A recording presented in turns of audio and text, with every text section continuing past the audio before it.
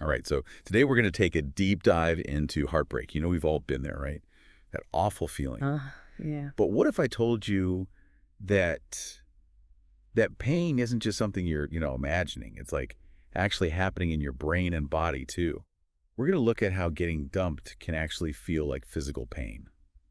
All thanks to this very well-mined article that came out in November.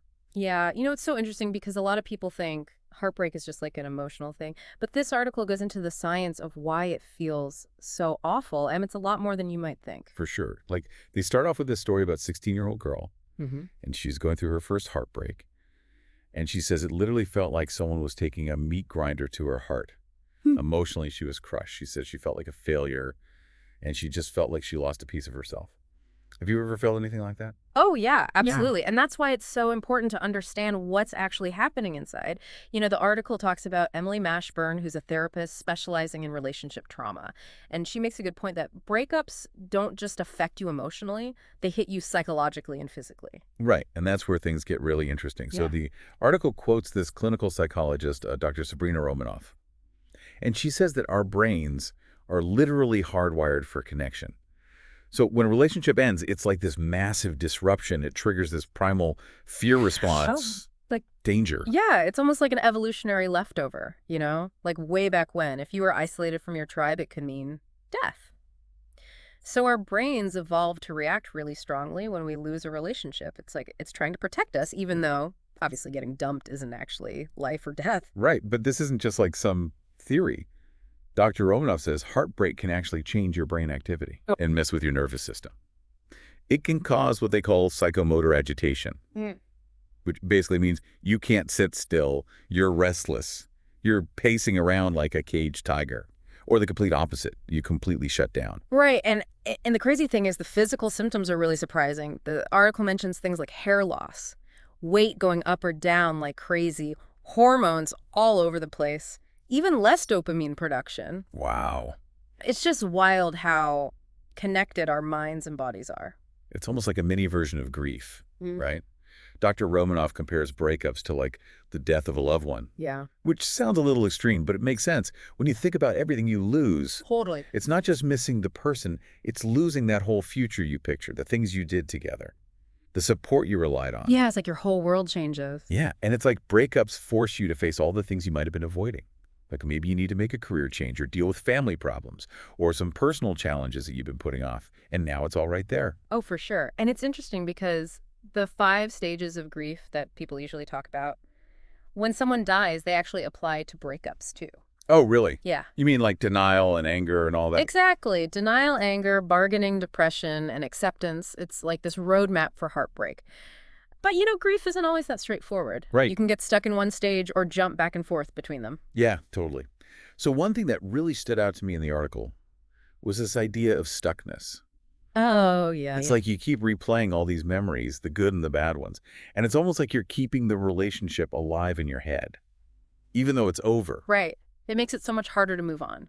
Yeah, it's like torturing yourself with the past. So knowing all of this, what can we actually do about heartbreak? The article mentions a few coping strategies that I thought were really helpful. Yeah. The first one, and probably the toughest one, is time. There's no quick fix for heartbreak. It just takes time to heal. It's like they say time heals all wounds. But it's not just about sitting around waiting for the pain to go away. The article really stresses how important it is to make new routines. That's a good point. When you're in a relationship, your whole life revolves around that other person. So after a breakup, you have this chance to take back your time and energy. Maybe you start doing a hobby you used to love, or you try something totally new. The key is to fill your days with things that make you feel good. So it's about finding your own rhythm again, like creating a sense of normalcy and purpose outside of the relationship. Exactly.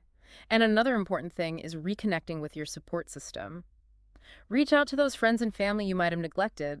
Let them support you, listen to you, maybe even drag you out to have some fun. That's a good point. It's a reminder that you don't have to go through this alone. Having people who care about you can make a huge difference. For sure. And one more thing the article mentions is self-compassion, which is so important, but we often forget about it. Instead of blaming yourself or dwelling on what went wrong, try to be kind and understanding with yourself, like you're your own best friend. It's funny because we often show more compassion to others than we do ourselves. And research shows that people who practice self-compassion after a breakup actually recover faster. They feel less anxious and depressed. That makes sense. It's about acknowledging your pain without judgment and letting yourself heal at your own pace. Right. It's like it's okay to be sad or angry or confused. Trying to push those feelings away or numb the pain just makes it worse. Yeah, it's like trying to hold a beach ball underwater. It's just going to pop back up with even more force. You have to let yourself feel all those emotions, even the scary or painful ones. Yeah, exactly. It's part of healing. And actually, the article compares breakups to grieving the death of a loved one. I know that sounds kind of intense, but Yeah. I get it. I mean, it's a pretty heavy comparison. But you are grieving the loss of the relationship. You know the future you thought you'd have, the person you thought they were. So it makes sense that you go through a similar emotional process. Yeah. And that grief can look different for everyone. Some people cry a lot, others get really angry and frustrated, and sometimes it's even a relief. There's no one right way to deal with it. So for anyone listening who might be going through a heartbreak right now, what's the biggest takeaway you want them to remember? I think the most important thing is to remember that heartbreak is a real physical experience. It's not just in your head.